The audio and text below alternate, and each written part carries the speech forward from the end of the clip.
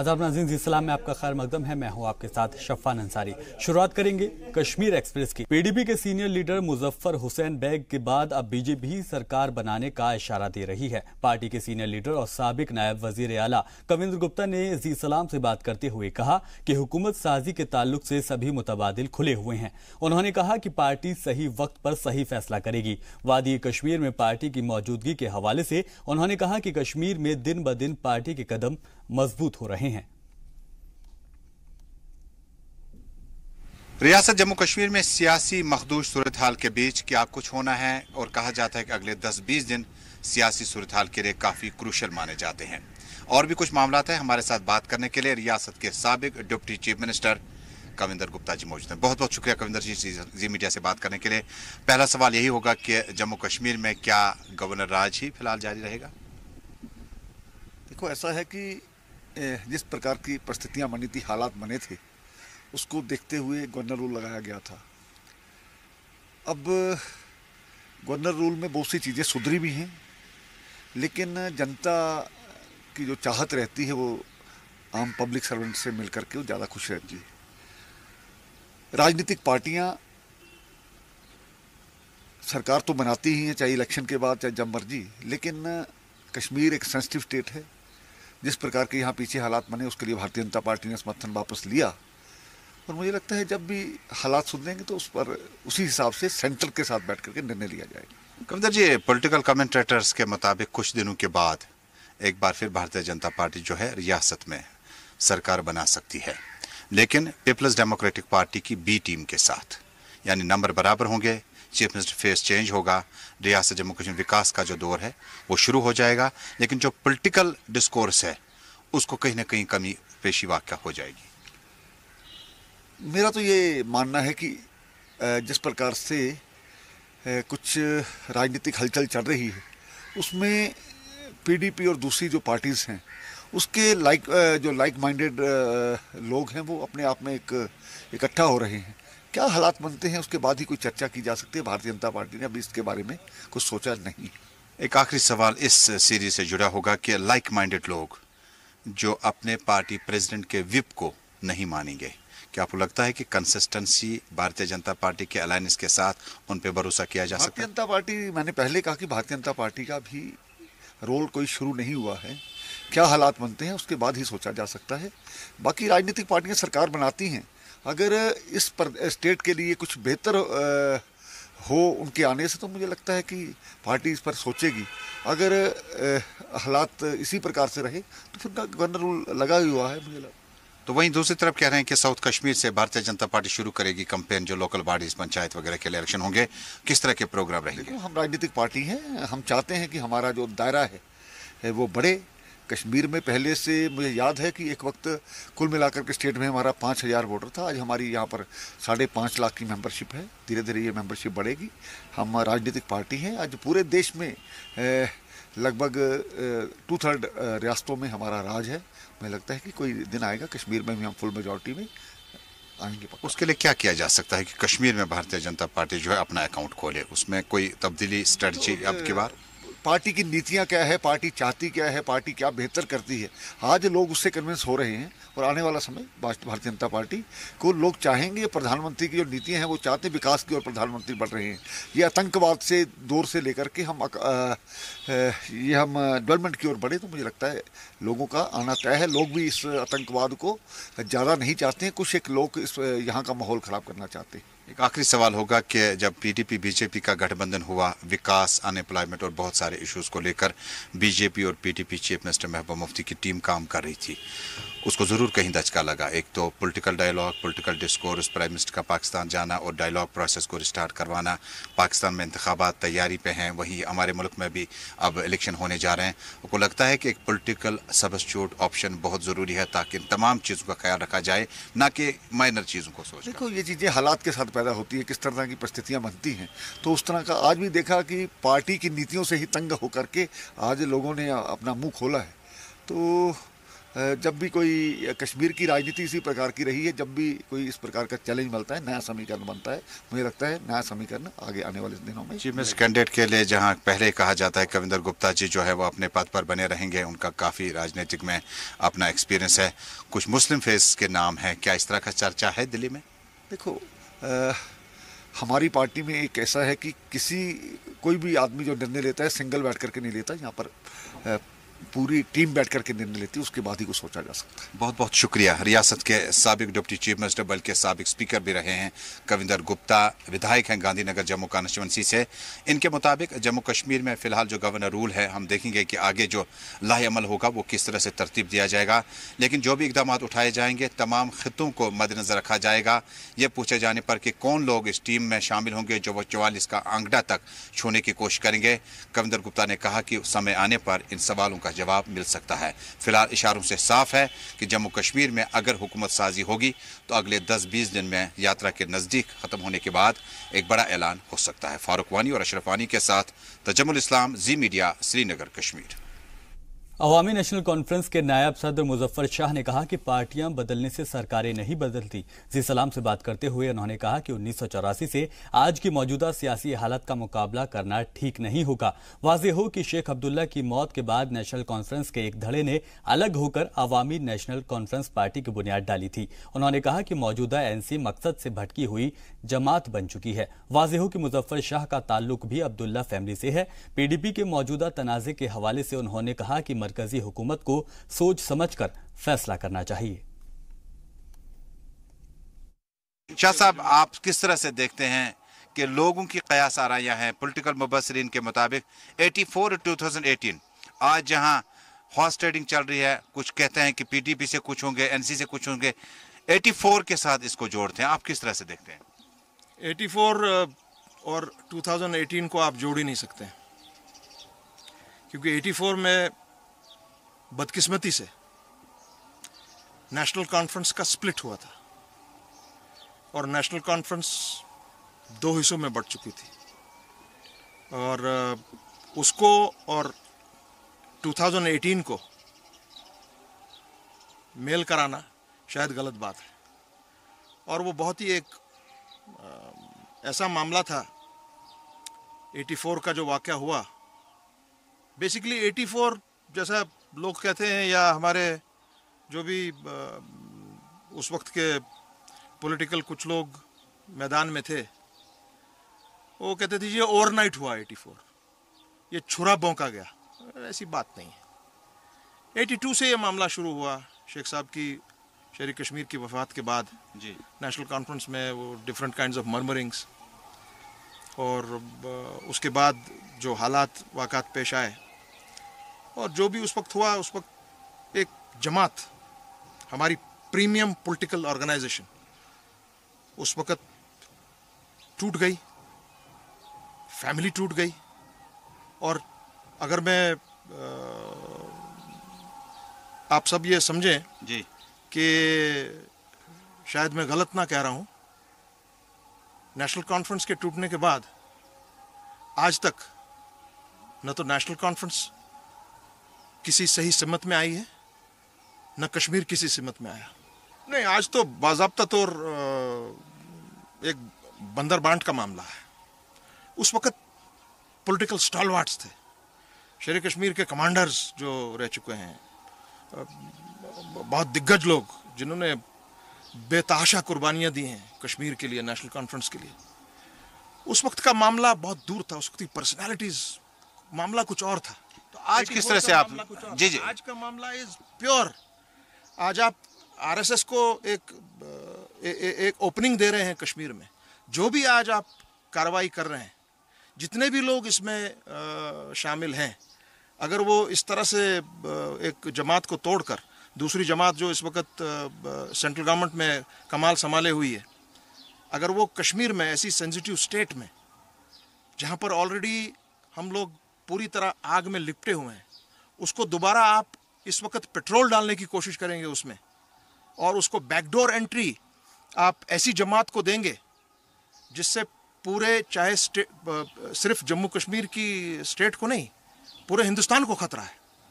तो ऐसे अगर ये कार्रवाइयाँ जो भी कर रहा है, सेंटर से कर रहा है, स्टेट, लेकिन शाह साहब, जहां हमने देखा कि अंसारी फैमिली, लोन फैमिली, बाकी लोग इसमें जुड़ने जा रहे हैं, कुछ नए नए एमएलए बने थे, वो कंटिन्यू एमएलए बने रहना चाहते हैं या नए नए मिनिस्टर बनना चाहते हैं, आपकी एडवाइस क्या होगी 84 से 2018 तक? What do you advice? मेरी तो एडवाइस ये होगी कि पहले जो ये बार बार आप ये बात कर रहे हैं जी, फैमिली पॉलिटिक्स, अपने मेरे अजीज सजाद साहब, हमारे दूसरे अजीज अंसारी साहब, भाई you are also part and part of families. अगर आपका पीछे फैमिली का नाम ना हो, आपको कोई पूछने वाला नहीं है, तो आप क्या बात कर रहे हैं?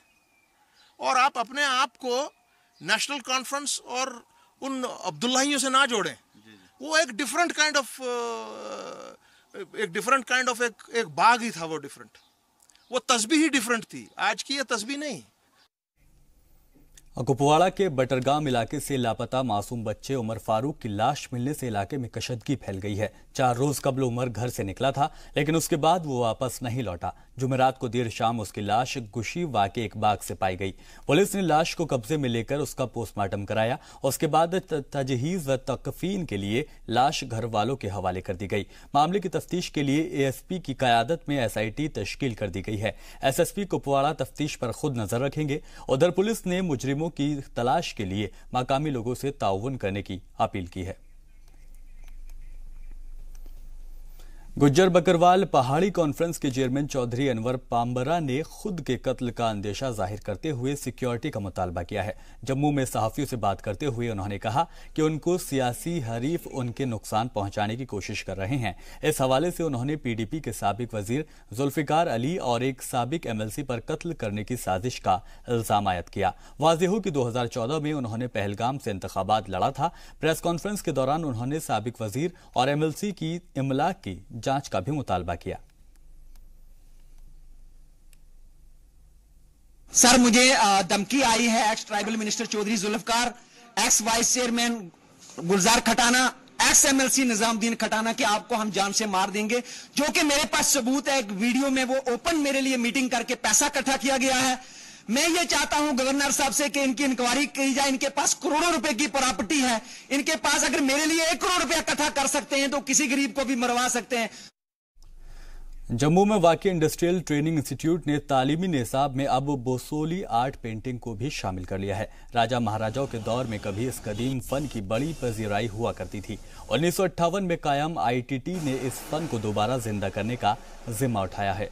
वाज़ेह हो कि मौजूदा वक्त में आईटीआई में motor mechanic, hardware, filter, plumbing, welding, सिलाई जैसे 30 कोर्सेज की तालीम दी जाती है। इस हवाले से इदारे ने कुछ मशहूर प्राइवेट कंपनियों से भी मुआहदा कर रखा है, जो इन्हें ट्रेनिंग देने के साथ उन्हें रोजगार हासिल कराने में भी मदद करती है। तमाम जदीद सहूलियात से आरास्ता इस इदारे से पास आउट हजारों नौजवान अच्छी जिंदगी गुजार रहे हैं।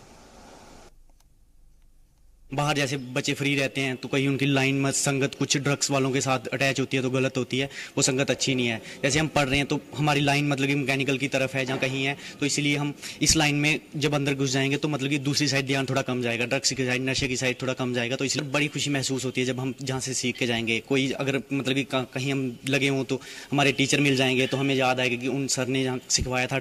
अच्छा है, मतलब सभी के लिए आने वाला भविष्य भी ठीक ही रहेगा। अगर हम लोग अपने पैरों में खुद स्टैंड हो जाएंगे तो हम आगे भी किसी को सिखा सकते हैं और अपना भी बेरोजगारी अपने आगे पीछे से जो भी मतलब लेडीज़ वगैरह जो घर में मतलब वर्क करती हैं उन्हें भी कुछ सिखा सकते हैं। कि हमारी आईटीआई की टेक्निकल स्किल है। हमारे जो मेन वर्कशॉप आती है टर्नर और मशीनिस्ट, इसमें हमें एक टर्नर और खरादी का काम होता है। इसमें हमें बोरिंग वगैरह, ड्रिलिंग वगैरह, मशीनी नाम है नर्लिंग, टर्निंग, फेसिंग वगैरह सब सिखाई जाती है। और आगे जाके हमें ये पैरामिलिट्रीज वगैरह फोर्सेज में आता है। इंडियन आर्मीज में भी हमें इसमें बहुत ही स्कोप मिलता है। फिट्स तो हमें बहुत सारे हैं क्योंकि गवर्नमेंट हमें हर चीज़ प्रोवाइड करती है, sheets, colours, every types of हमें जहाँ पे थिंग्स वो प्रोवाइड की जा रही हैं। हमें कोई प्रॉब्लम्स नहीं है, टीचर कोऑपरेट करते हैं हमें फुल।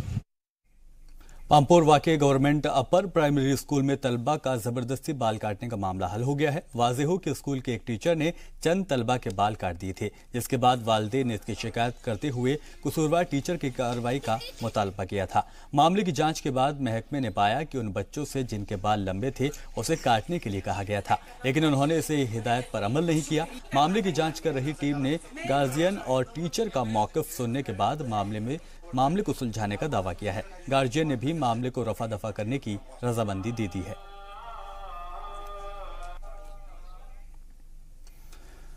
300 किलोमीटर लंबे जम्मू श्रीनगर कौमी शाही राह को सभी तरह के ट्रैफिक के लिए बंद कर दिया गया है। दोपहर बाद रामबन जिले के डगडोल के करीब चट्टान खिसकने के सबब यह फैसला किया गया।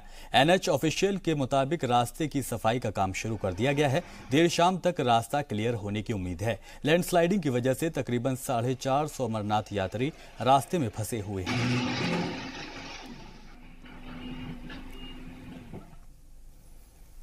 तनमर्ग में पत्थरों के काटे जाने और क्रश किए जाने से लोगों की सेहत पर मुजाजिर असरात मुरत्तब हो रहे थे, लेकिन ज़ीसलाम पर खबर दिखाए जाने के बाद इंतजामिया हरकत में आ गया है। गुलमर्ग के एसडीएम ने फौरन इस पर रोक लगाने की हिदायत दी है। उन्होंने यकीन दिलाया है कि 3 दिनों के अंदर इलाके में पूरी तरह से स्टोन क्रशिंग रोक दी जाएगी। वाज़ेह हो कि इसकी वजह से आसपास के इलाकों की आबो हवा बेहद आलूदा हो गई थी। आबो हवा में धूल के जर्रे मौजूद होने के सबब लोगों को तरह तरह की बीमारियां होने लगी थी। इस हवाले से मकामी लोगों ने कई दफा आला हक्काम से शिकायत की, लेकिन उनकी परेशानियों पर ध्यान नहीं दिया गया। ज़ीसलाम पर खबर दिखाए जाने के बाद इंतजामिया ख्वाब गफलत से बेदार हुआ है और अब बहरहाल देर ही सही लेकिन इसको रोकने की इजाजत दी गई है।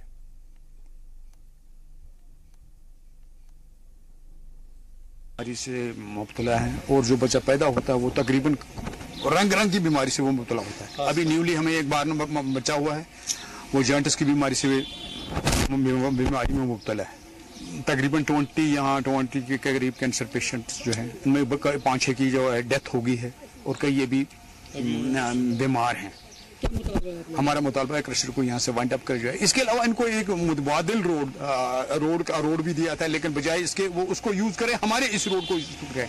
जबकि ये कानून गवर्नमेंट का लिखा है कि अगर उनके पास सब कुछ पेपर, जबकि ये सब कुछ आल जो क्रशर से इलीगल है, किसी के पास गवर्नमेंट की सैंक्शन नहीं है। हमारी बदकिस्मती से जो हमारा एडमिनिस्ट्रेशन है वो क्या कर रहा है, लास्ट ईयर भी हमने बड़ी स्ट्रगल की थी इसके बारे में, लेकिन कुछ नहीं हुआ।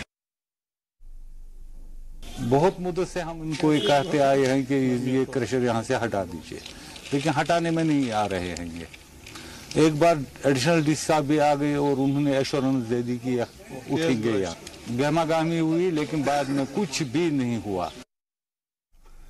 और जम्मू में वाक़े बागे बहू में फोटोग्राफी के जरिए रोजी रोटी कमाने वाले लोग सरकार के एक फैसले की सड़क पर आ गए हैं। वाज़ेह हो कि पार्क देखने के लिए रोजाना सैकड़ों सयाह आते थे। फोटोग्राफर इनकी फोटो खींचकर घर वालों का खर्च चलाया करते थे, लेकिन सरकार ने अब इसके लिए नई शर्त आयद कर दी है। इसके मुताबिक फोटोग्राफर का 10वीं पास होना या डिप्लोमा होल्डर होना जरूरी कर दिया गया है। इसके अलावा मेडिकल बोर्ड से फिटनेस और आई टेस्ट सर्टिफिकेट को लाजमी कर दिया गया है। फीस भी 1200 से बढ़ाकर 10,000 रुपए कर दी गई है। मुतासिर फोटोग्राफर ने इस फैसले को वापस लेने का मुतालबा किया है।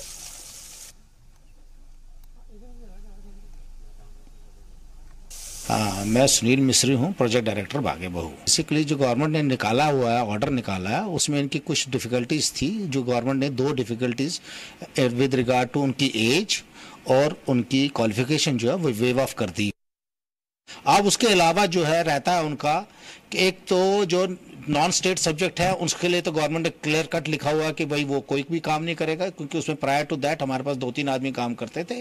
और उसके अलावा जो है फीस जो है उनकी, जो डिपार्टमेंट जो लेता है फीस, वो लाइसेंस फी वो 10,000 रुपये, जो पहले इनकी 1200 रुपये थी वो 10,000 रुपये की गई है।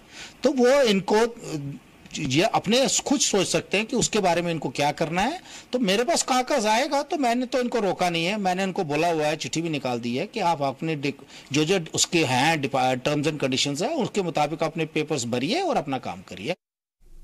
यह हैरानकुन आदद शुमार हो सकता है, लेकिन है हकीकत। जम्मू खित्ते में कम अज कम 400 झीलें खत्म होने के दहाने पर हैं। माहिरीन माहौलियात का कहना है कि अगर एहतियाती तदाबीर नहीं अख्तियार की गई तो इंसानी जिंदगी के साथ साथ चरिंद परिंद भी इससे मुतासिर हो सकते हैं। इनमें से मंसार और घराना झील पर हर साल सर्दियों में 20,000 परिंदे आते हैं।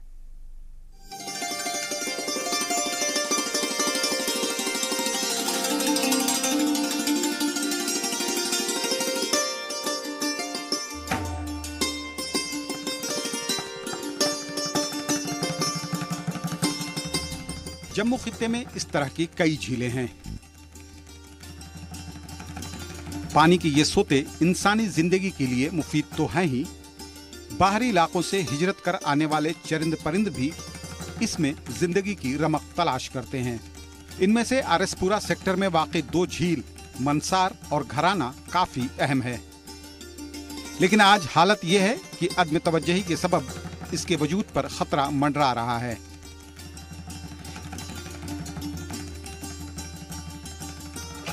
इन झीलों का एरिया तेजी से सिकुड़ रहा है। माहिरीन के मुताबिक हर साल यहाँ मकामी और बाहरी इलाकों से तकरीबन 74 किस्म के परिंदे आते हैं। इनमें से 62 तो खालिसून नस्ल हैं। इनका कहना है कि इन्हें बचाने के लिए फौरन कदम उठाने की ज़रूरत है। देखिए सर, कोई भी वाटर बॉडी है आपकी, चाहे लेक है, पांड है या वेटलैंड है, इनमें एक फिनोमेनन होता है eutrophication. That is a natural phenomenon कि जैसे with passage of time weeds grow करती हैं, उनकी डेथ होती है, फिर उसकी सिल्टेशन होती है, अर्जाइनिंग लैंड से जो मिट्टी या आ जाता है सारा का सारा, उससे क्या है कि विद द रिजल्ट उसका बॉटम जो होता है वो नैरो होना शुरू हो जाता है। तो this is a natural phenomenon. तो उस वेटलैंड को मेंटेन करने के लिए अब उसमें डीसिल्टिंग की जाए या डीवीडिंग की जाए, तो वही एक है कि उसको मेंटेन रखा जा सकता है। झील पर सर्दी और गर्मी दोनों मौसम में आने वाले परिंदे सयाहों की तवज्जो का अहम मरकज होते हैं। इनमें से कई परिंदे तो ऐसी नस्ल के होते हैं जो अमूमन हिंदुस्तान में देखने को नहीं मिलते।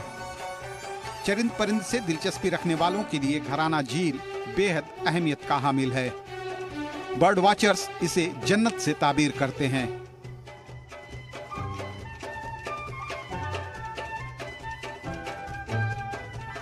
नाजायज कब्जा और इंतजामिया की बेरुखी को झील के सिकुड़ने की अहम वजह बताया जा रहा है। यही वजह है कि परिंदों की तादाद में रोज बरोज कमी वाक़ई होती जा रही है। नेचुरली वेटलैंड के कम होने से कुछ हमारे माइग्रेटरी बर्ड्स थे जो सीजनल टाइम पे आते थे, तो उनको उस वेटलैंड में एक फूड की अवेलेबिलिटी रहती थी जिसको वो लेने आते थे। एक एरिया मिलता था for breeding purpose and other, यहाँ हम कह सकते थे that were the some resting point for those birds when they migrate from one place to anothers. तो विद पैसेज ऑफ टाइम क्या हो गया है कि वो एरिया कम होने की वजह से वो उनका आना कम हो गया हुआ है। झील का वजूद बचाए रखने के लिए महकमे जंगलात अपनी कोशिशें कर रहा है। इस हवाले से उसने मकामी किसानों से भी मदद मांगी है। वाज़ेह हो कि झील की हदबंदी को लेकर एक मामला कोर्ट में ज़ेर समाअत है। महकमे जंगलात का कहना है कि फैसले के बाद जरूरी इक़दाम किए जाएंगे। घराना वेटलैंड तो नोटिफाई हो गया था, लेकिन इसका पोजेशन अभी रेवेन्यू डिपार्टमेंट से हमारे पास नहीं आया था। लेकिन एक जो PAL Ratan Singh versus state है, उसके अकॉर्डिंगली फिर हम लोगों को कोर्ट, ऑनरेबल हाई कोर्ट की डायरेक्शन पे हमने उसको डिमार्केट किया, और डिमार्केट करने के बाद जो 408 कनाल 14 मरले का जो एरिया है वो हमने डिमार्केट करके उसको एक्विजिशन प्रोसीडिंग्स के लिए स्टार्ट किया है। SDM आरएसपुरा ने एक्विजिशन प्रोसीडिंग स्टार्ट किया है, और ऑनरेबल हाई कोर्ट की डायरेक्शंस पे हम लोगों के साथ प्राइवेट नेगोशिएट करके वो 408 कनाल का जो एरिया है उसको हम वेटलैंड बनाने की कोशिश करेंगे। दूसरी जानिब किसानों के हक के लिए काम कर रहे समाजी कारकुनों का इल्ज़ाम है कि सरकार इस मामले में संजीदा नहीं है। उनका कहना है कि जायज़ मुआवजा अदा कर हुकूमत ऑर्डिनेंस जारी कर ज़मीन हासिल कर सकती है। अगर गवर्नमेंट को वो जगह लेनी ही है वर्ल्ड लाइफ वालों को, ये तो उसके बदले किसानों को मुआवजा दिया जाए, उसके बदले उन्हें दूसरी जगह दी जाए। अब बिना जगह दिए हुए किसान के पास आगे ही ज़मीन जो है कम होती जा रही है, खेती भी कम होती जा रही है, और ऊपर से हम सिर्फ वर्ल्ड लाइफ के लिए उनसे कहें कि आप हमें जगह दे दो। ठीक है, गवर्नमेंट जहाँ हाईवे बनते हैं, कुछ और चीज़ें बनती हैं, तो ज़मीनें लेती है, लेनी पड़ती हैं, SRO है। महकमे जंगलात भी मसले की संजीदगी को समझ रहा है, लेकिन उसने उम्मीद नहीं छोड़ी है। उसका मानना है कि अवामी बेदारी के जरिए झीलों को अब भी बचाया जा सकता है। जी सलाम के लिए जम्मू से राजन वैद की रिपोर्ट। उधर बट्टन के माटीपुरा में मकामी लोगों ने पानी की किल्लत को लेकर PHE महकमे के खिलाफ पुरजोर एहतजाज किया। मकामी लोगों के मुताबिक गुज़िश्ता कई महीनों से उन्हें पानी नहीं दस्तयाब है। जरूरियात पूरी करने के लिए उन्हें कई किलोमीटर का सफर तय करने के बाद पानी नसीब होता है।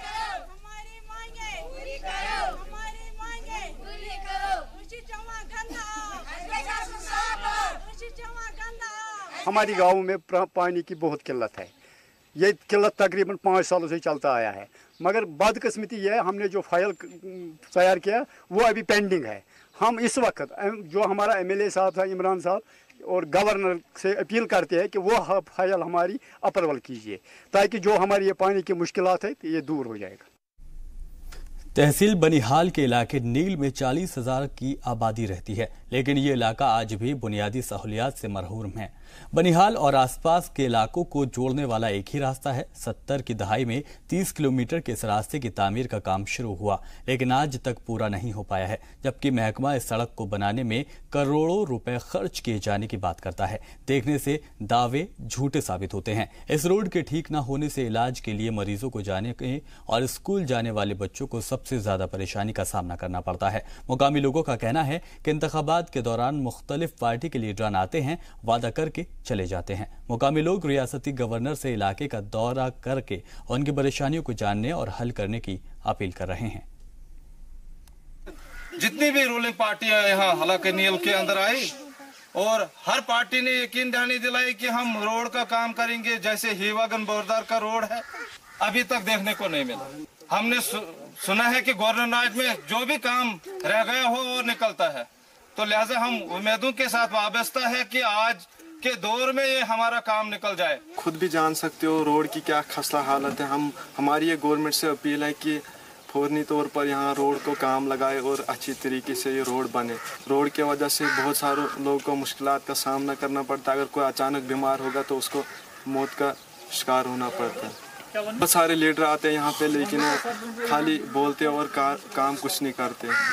जब से मैं पैदा हुआ हूँ मैं यही देखता हूँ कि रोड की खस्ता हालत। आप और मैं क्या देखेंगे, यहाँ पे जो आए वादे करके गए उन्होंने भी देखा रोड की हालत खस्ता है, वो भी देख रहे हैं, लेकिन आते हैं वोट मांगते हैं जी आपका रोड। और ये तो सियासत का शिकार है हमारा रोड, और हॉस्पिटल भी सियासत का शिकार है।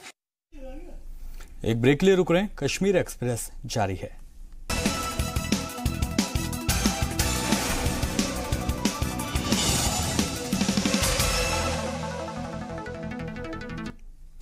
ब्रेक के बाद एक बार फिर से आप सभी का खैर मकदम है। रियासत से आज़मीन हज का सफर मुबारक पर जाने का सिलसिला मुसलसल जारी है। मुख्तलिफ अजला से लोग श्रीनगर रवाना हो रहे हैं, जहां से वो फ्लाइट के जरिए सऊदी अरब जाएंगे। आज किश्तवाड़ जिले से हाजियों का दूसरा काफिला श्रीनगर रवाना हुआ। 86 आज़मीन के इस काफिले को जिला तरक्याती कमिश्नर अंग्रेज सिंह राणा ने हरी झंडी दिखाकर रवाना किया। जिला सदर दफ्तर से ये काफिला स्टेट रोडवेज की बस से श्रीनगर रवाना हुआ। हाजियों को रुखसत करने के लिए इंद्रवाल के रुकने असेंबली व सीनियर कांग्रेसी लीडर GM सरूरी, ADDC और दीगर सीनियर एहलकारों के अलावा आज़मीन के अजीज व रिश्तेदार भी मौजूद रहे।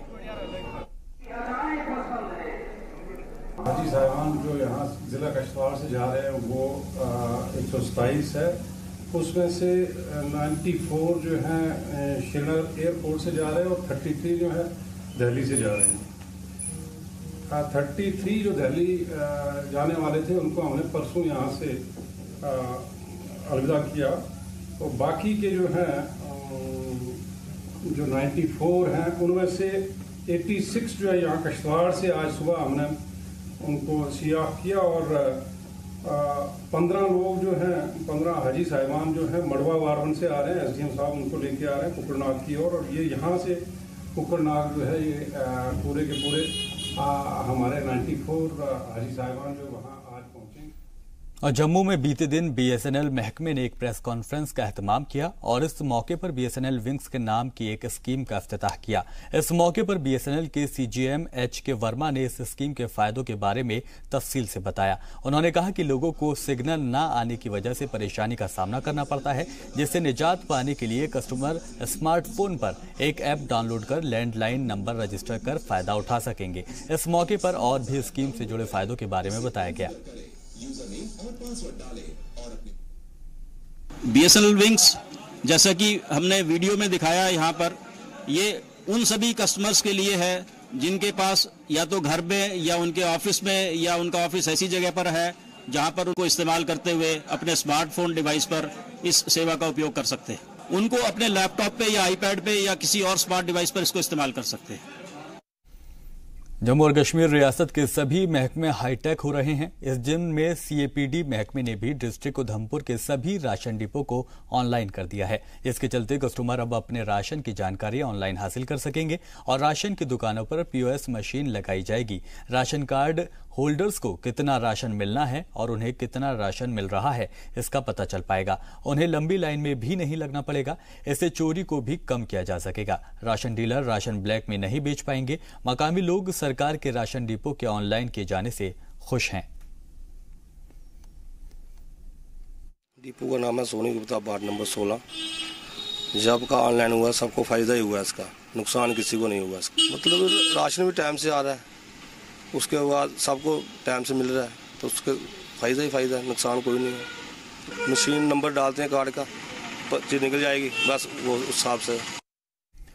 अमागम में चीफ एजुकेशन ऑफिसर और अलिमको कानपुर की जानिब से माजूर बच्चों को जरूरी सामान तकसीम किया गया, जिसमें साइकिल, शूज और एयर मशीन शामिल थी। सामान लेते वक्त बच्चों के चेहरे पर खुशी साफ जाहिर हो रही थी। इस मौके पर माजूर बच्चों को कई तरह की जानकारियां भी दी गईं। प्रोग्राम का मकसद माजूर बच्चों को मेन स्ट्रीम में लाना था, साथ ही उन्हें तालीम की तरफ राग़िब करना था।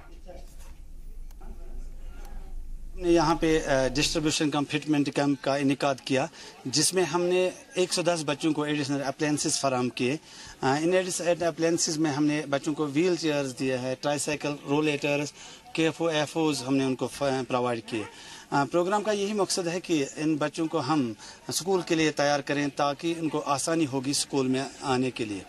तो ये जो प्रोग्राम यहाँ पे हमने ऑर्गेनाइज किया, ये चीफ एजुकेशन ऑफिसर बडगाम और अलिमको कानपुर के बाहमी इश्तराक से यहाँ पे ऑर्गेनाइज हुआ, और हमें खुशी है कि आज काफ़ी तादाद में यहाँ पे बच्चे आए और उन्होंने अपना जो सामान उनका हमारे पास था वो लेके गए। यकीन महकम, मजबूत कुव्वत इरादी और खुद एतमादी हो तो हर मंजिल आसान हो जाती है। जिस्मानी तौर से माजूर वादी के कुछ नौजवानों ने इसे सही साबित कर दिया है। जिंदगी से मायूस हो चुके फारूक शेख, इंशा बशीर और अनीसा, ये वो नाम है जिनसे मिलने पर यकीन हो जाता है कि अगर खुद पर यकीन हो तो मुश्किल रहगुजर भी आसान हो जाती है।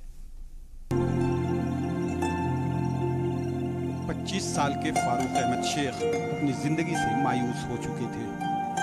2010 में हुए एक हादसे में इनकी दोनों टांगें बेकार हो गई थीं। हादसा इतना शदीद था कि डॉक्टर को इनकी दोनों टांगें काटनी पड़ी। रियासती पुलिस का जवान फारूक हादसे के बाद घर की 4 दीवारियों में कैद हो गया था।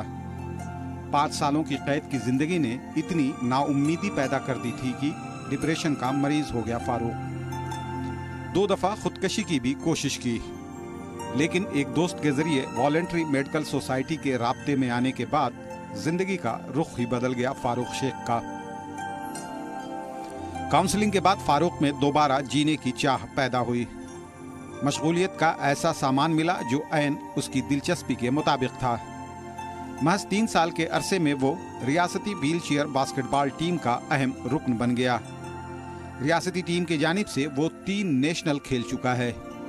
इतना ही नहीं, वो दोबारा पुलिस फोर्स भी ज्वाइन कर चुका है।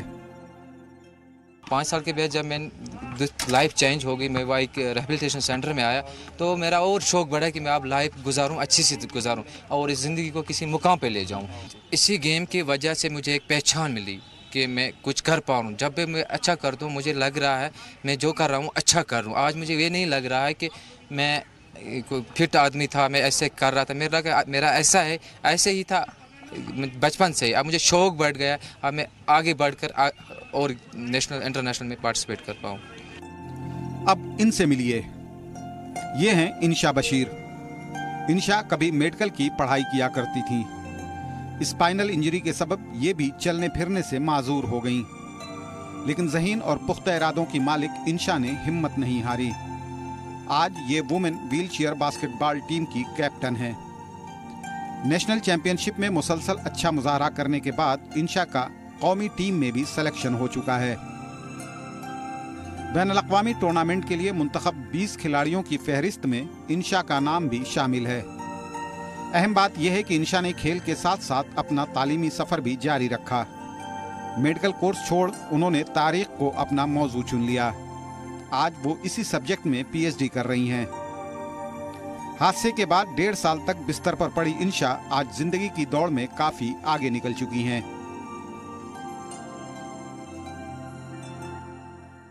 सीरियस इंजरी हुई है स्पाइन कार्ड में। उसके बाद पता चला कि मैं चल नहीं पाऊंगी, पर पेरेंट्स मोटिवेट कर रहे थे, कोई बात नहीं, जो हुआ सो हो गया, इंशाल्लाह सब ठीक होगा। मैं अभी भी होप नहीं छोड़ी हूँ कि मैं अभी भी कोशिश करूँ कि मैं अभी भी चल सकती हूँ, वो चाहे तो कुछ भी हो सकता। लेकिन जो डैमेज हैज़ बीन डन, अब मैं क्या कर सकती हूँ। लेकिन अगर मैं ये सोचूंगी नहीं अब तो मुझे इसी डिप्रेशन में जाना, मैं अब तो चल नहीं, तो मैं कुछ भी नहीं कर पाऊँगी। और हमारे साथ साथ हमारे पेरेंट्स भी सफ़र करते हैं, हर किसी को सपोर्ट चाहिए होता है और टाइम लगता है इसको एक्सेप्ट करने में।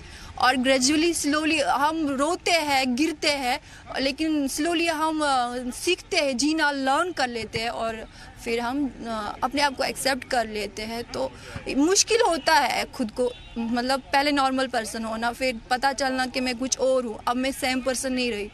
बट स्लोली इंसान सीख लेता है, इससे भी लेसन सीख लेता है। और Jammu Kashmir wheelchair basketball team में फारूक और इंशा जैसे दर्जनों खिलाड़ी हैं जो खेल के साथ साथ अपने जरिए माश से भी जुड़े हुए हैं। मुख्तलिफ महकमों में वो अपना अपना काम भी करते हैं और खेलते भी हैं। और ये सब मुमकिन हुआ है गैर सरकारी तंजीम वॉलंटरी मेडिकेयर सोसाइटी की मदद से। टीम इन दिनों जोर शोर से आइंदा माह होने वाले नेशनल चैंपियनशिप की तैयारियों में मसरूफ है। नेशनल की परफॉर्मेंस की बुनियाद पर ही कौमी टीम का सिलेक्शन होना है।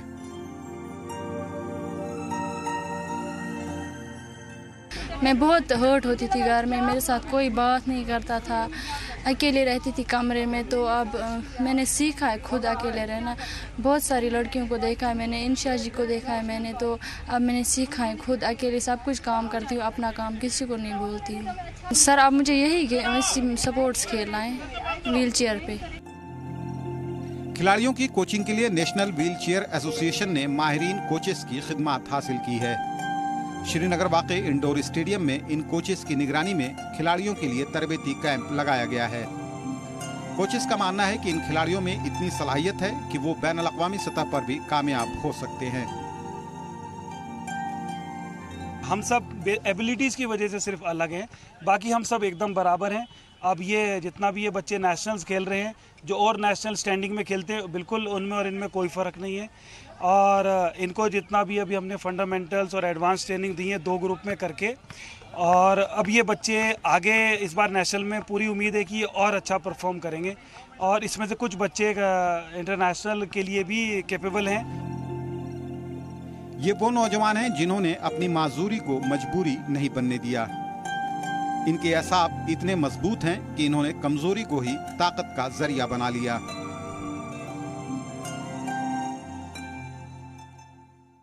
शरीर भले ही कमजोर हो, लेकिन अगर एक इंसान मानसिक तौर पर मजबूत रहता है तो उससे उसका लक्ष्य कोई नहीं छीन सकता। इसकी जीती जागती मिसाल है ये व्हीलचेयर बास्केटबॉल खिलाड़ी, जिन्होंने अपने शरीर की कमजोरी को अपने हौसलों और इरादों के नीचे दफन कर दिया है। कैमरा पर्सन इरफान मंजूर के साथ खालिद हुसैन, जी मीडिया, श्रीनगर। 1902 में बना गुलमर्ग का सेंट मैरी चर्च मुस्लिम अक्सरियत वाले वादी कश्मीर में फिरका वाराना हम आहंगी और आपसी भाईचारे की जीती जागती मिसाल पेश कर रहा है। ब्रिटिश आर्मी के जरिए बनाए गए इस चर्च की देखभाल का जिम्मा गुज़िश्ता कई सालों से एक मुस्लिम शख्स संभाल रहा है। वाज़ेह हो कि इलाके में एक भी ईसाई फैमिली नहीं रहती है, लेकिन क्रिसमस के मौके पर रियासत और बाहर से सैकड़ों ईसाई अकीदतमंद यहाँ आते हैं।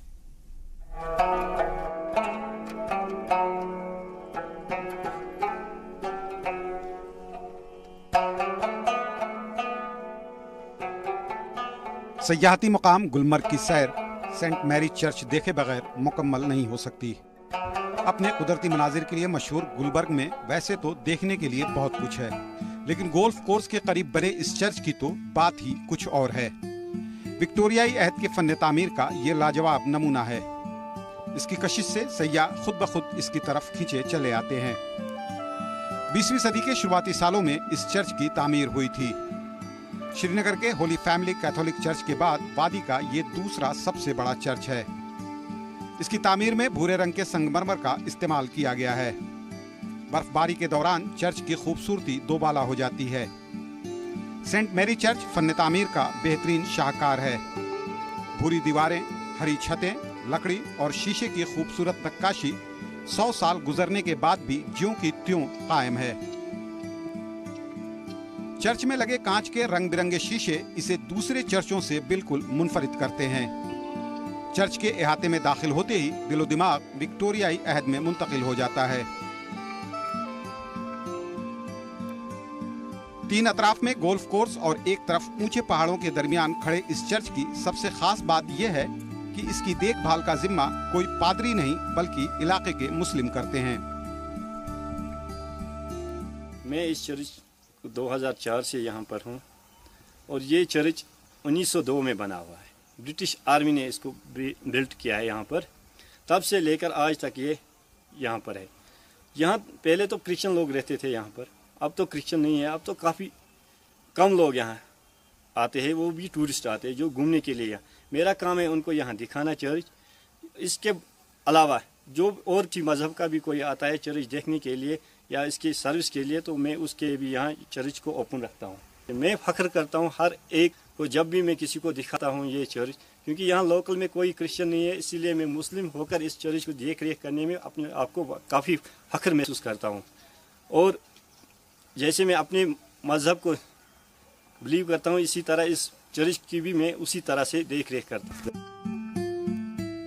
आप गुलमर्ग में हैं और सेंट मैरी चर्च नहीं देखा तो समझिए आपने कुछ नहीं देखा। अंग्रेजों के दौर में तामीर इस चर्च की 2003 में नए सिरे से तामीर की गई। मिलिटेंसी के उरूज के बाद 1987 से ये चर्च अकीदतमंदों के लिए बंद कर दिया गया था, लेकिन मकामी लोगों और हुकूमत की पहल के बाद 2003 में इसे दोबारा खोला गया। उसके बाद से ही यहाँ क्रिसमस के मौके पर खासी चहल पहल रहती है। क्रिसमस हर साल यहाँ मनाते हैं। इसके लिए श्रीनगर और बाहर से जो फॉरेनर्स आते हैं वो क्रिसमस डे पे यहाँ पर आते हैं हर साल। पुरतशद्दुद मुजाहरे, दहशतगर्दाना हमले, संगबारी, सिक्योरिटी फोर्स के साथ झड़प गुज़िश्ता चंद दहाइयों से यही वादी कश्मीर का मामूल बना हुआ है। इसकी आड़ में वादी के रवायती फिरकावाराना हम आहंगी के माहौल को खराब करने की साजिश कारफरमा रहती है, लेकिन इसकी जड़ें इतनी मजबूत हैं कि इन अनासिर को अपने मकसद में कामयाबी नहीं मिल पाएगी। ब्यूरो रिपोर्ट, जी सलाम। एक ब्रेक ले रुक रहे हैं, जल्द वापस आते हैं।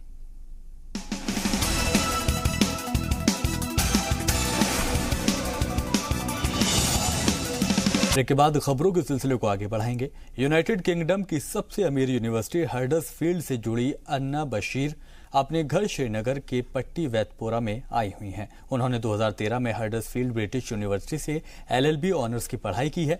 उन्होंने 10वीं और 12वीं की पढ़ाई convent higher secondary school Srinagar से की और अब वो हडर्सफील्ड ब्रिटिश यूनिवर्सिटी में बतौर इंटरनेशनल एडवाइजर के तौर पर काम कर रही हैं।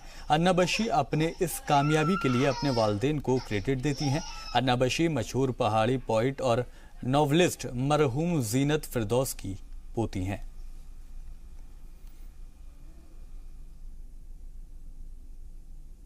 मैंने यहाँ से जब अपनी हायर स्टडीज़ के लिए ब्रिटिश लॉ के लिए इंग्लैंड गई थी, यूनिवर्सिटी ऑफ हडर्सफील्ड में। Now I am working for the same university as regional officer in India, South Asia, mainly it's India. So यहाँ से जितनी भी एडमिशन्स होती हैं, जो भी एजेंट्स के साथ एग्रीमेंट्स, जो भी सारा काम है वो मेरे थ्रू ही होता है। मुझे एक प्लस पॉइंट था कि मैंने यूनिवर्सिटी से पढ़ा, ब्रिटिश लॉ पढ़ा सेम यूनिवर्सिटी से, बट मेरे पास ये भी कि मैं स्कॉलरशिप्स दे सकूं। और मैंने पिछले मैं इस काम में 2 ईयर्स से और मैंने काफ़ी स्कॉलरशिप्स और यहाँ से काफ़ी इंक्रीज़ हुआ है बच्चों का जाना, और यहाँ पे दिए हैं। हमारे पास डिफरेंट टाइप्स की स्कॉलरशिप्स होती है, but at the same time through your medium if I can demand from the JNK government also कि वो इनिशिएट करे, क्योंकि जो फंड्स होते हैं सही डायरेक्शन स्कॉलरशिप्स के लिए यूज़ हो, बच्चों को स्कॉलरशिप्स मिले ताकि वो बाहर जा सके या जहाँ भी पढ़ सके। इस साल मेरे पास कुछ लड़कियाँ हैं यहाँ से, लास्ट ईयर नहीं थी, लास्ट ईयर भी गाइस थे, बट अब बढ़ रहा है। मंदिरों का शहर कहे जाने वाले जम्मू में फन तामीर के एक से बढ़कर एक नमूने देखने को मिलते हैं। डोगरा राजाओं के बनाए हुए महल इसकी उम्दा मिसाल है। दौरे राफ्ता की एक यादगार मुबारक मंडी पैलेस आज भी उसी शान से खड़ा हुआ है।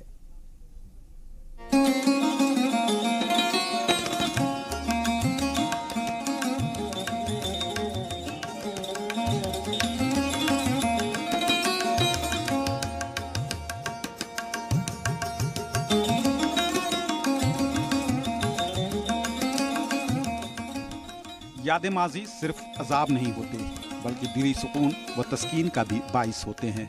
गुजरे वक्त को हाल की आंखों से देखने का एक मौका भी फराहम करते हैं। जम्मू शहर में वाक़ इस अजीमुश्शान महल को देखकर माजी के डोगरा राजाओं की शान शौकत का अंदाजा किया जा सकता है। मुबारक मंडी पैलेस के नाम से मशहूर इस महल की तारीख 2 सदियों पर मुश्तमिल है। मुख्तलिफ डोगरा राजाओं के शब-ओ-रोज़ का गवाह है ये शाही महल। महल को देखकर डोगरा राजाओं के हुस्न ज़ौक़ का भी पता चलता है। महल के बनाने में फन तामीर की मुख्तलिफ स्टाइल की आमेज़िश की गई है। महल में मौजूद इमारतें दस्तकारी के लिहाज से खूबसूरती का लाजवाल शाहकार हैं। महल डोगरा राजाओं की अजमत जाहिर करने के साथ ही मुख्तलिफ अदवार और तहजीब की भी जीती जागती मिसाल है। ये महल यूरोप, मुगल और राजस्थानी फन तामीर का संगम है। तीनों अंदाज की फन तामीर के अक्स दिखाई देते हैं इस महल में। इसकी एक जो जितनी भी बिल्डिंग्स हैं उसमें जो बिल्डिंग्स के जो आर्किटेक्चरल स्टाइल्स हैं उनकी एक हिस्ट्री है। इसमें जो उनके फसाड्स हैं उसमें आपको देखेंगे कि अलग अलग तरह की जो आर्किटेक्चरल स्टाइल्स हैं जिसमें मुगल, बॉरवर्क्स और यूरोपियन स्टाइल्स और कुछ आप देखेंगे कि कुछ स्टोन वर्क है, जो पेबल वर्क है, जो जिसमें वो लोकल जो आर्किटेक्चरल स्टाइल्स हैं वो उसको दर्शाते हैं। तारीखी दस्तावेजों के मुताबिक इस महल की तामीर 1800 ईस्वी में शुरू हुई थी। तवी नदी के साहिल पर बना ये महल डोगरा राजाओं की शाही क़यामगाह थी। वक्त गुजरने के साथ साथ इसके वारिसों ने इसमें कई दूसरी इमारतों की भी तामीर करवाई। महल में मौजूद दरबार hall, pink palace, royal court, Golghar, रानी चरक महल और हवा महल इसकी खूबसूरती में 4 चांद लगाते हैं। 1925 तक मुबारक मंडी महल ही डोगरा हुक्मरानों का अहम मरकज था। महल के गलियारों को देखकर अंदाजा होता है कि राजाओं के दरबार और दूसरी तकारीब का एहतमाम भी महल के अंदर ही हुआ करता था। आज भी महल के कुछ हिस्सों का इस्तेमाल होता है। 1925 के बाद डोगरा हुक्मरान हरी निवास मुंतकिल हो गए। इस महल में अब तक 36 दफा आग लग चुकी है। इसके अलावा 1980 और 2005 में आए जलजले ने भी महल को नुकसान पहुंचाया था। महल के जुनूब में वाक़े गोलघर का हिस्सा बारिश और जलजले से काफी मुतासिर हो चुका है। महल की पुरानी शान शौकत लौटाने का जिम्मा अब ASI ने उठाया है। ये जो काम है ये हमारी कोशिश है कि एक तयशुदा सीमा में जो है जो कंप्लीट हो, तो उसके लिए कोशिश है। इसके अलावा कुछ टेरेसेस हैं जिनको जो है ब्यूटीफाई किया जा रहा है। इसके अलावा जो सेंट्रल कोर्ट है उसमें ब्यूटिफिकेशन वर्क्स जो हैं वो टेकअप कर रहे हैं हम। तारीखी यादगार के तौर पर इस महल को बचाए रखने की जरूरत है। मकामी लोगों का कहना है कि मुख्तलिफ सरकारें इस ज़िम्न में सिर्फ वादे करती रही हैं। मौजूदा वक्त में महल से सैकड़ों अफराद का रोजगार वाबस्ता था। सरकारी ऑफिस हटने के बाद आसपास रेहड़ी लगाने वाले लोगों का रोजगार भी छिन गया। गवर्नर राज के बाद से तामीर नौ का काम शुरू हुआ है। मकामी लोगों में इससे एक नई उम्मीद पैदा हुई है। उन्हें लगता है कि महल के पुराने दिन दोबारा लौटेंगे, जिससे सभी को फायदा होगा। बिल्डिंगों पर जो मीनाकारी हुई है, जो डिजाइन बने हैं, ये बहुत कॉस्टली हैं, इनकी कोई कीमत नहीं है, ये करोड़ों में है। और उसको पहले संभालने से क्या होगा, वो भी बच जाएगा और आगे का जो खर्चा पब्लिक का वो भी बच जाएगा और ये अच्छा लगेगा। हाँ, यहाँ पे हमारे यहाँ में कल्चर प्रोग्राम वगैरह जो भी होते हैं, लोग बाहर से जो टूरिस्ट आते हैं उनके लिए ये एक आकर्षण का केंद्र रहेगा और यहाँ पे आवाजाही भी बढ़ेगी, इससे इकोनॉमी को भी हमारे फर्क पड़ेगा।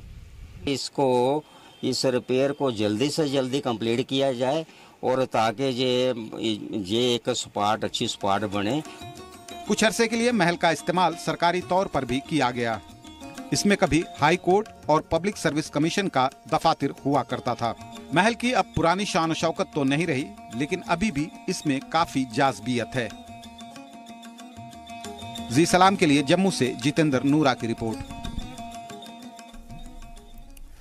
जम्मू कश्मीर में सलाहियत की कोई कमी नहीं है। कश्मीरी तहजीब व सकाफत के अलावा जिंदगी के मुख्तलिफ शोबों में यहाँ के लोगों ने नुमाया कारकर्दगी का मुजाहरा किया है और अब भी कर रहे हैं।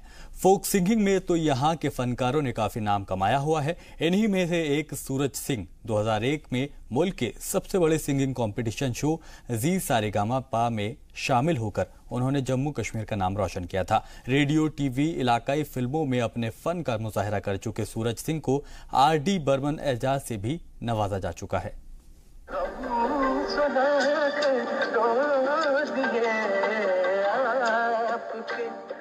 17 साल कबल सूरज सिंह जी सारेगामापा स्टेज पर परफॉर्म करने वाले रियासत जम्मू कश्मीर ही नहीं बल्कि शुमाली हिंदुस्तान के पहले कंटेस्टेंट थे। रफी साहब के गाए गाने को उन्होंने जिस तरह निभाया उसकी तारीफ प्रोग्राम के होस्ट और जजेस सभी ने की। 2001 सीजन के मुख्तलिफ एपिसोड में उन्होंने रफी साहब के अलावा किशोर कुमार और मन्ना डे जैसे अजीम गुलकारों के गाने गाकर सबका दिल जीत लिया था।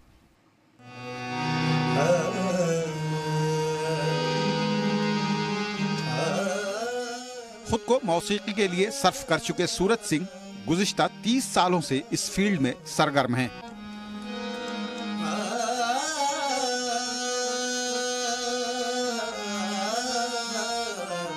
गाने के अलावा वो खुद म्यूजिक भी कंपोज करते हैं और गाने भी लिखते हैं।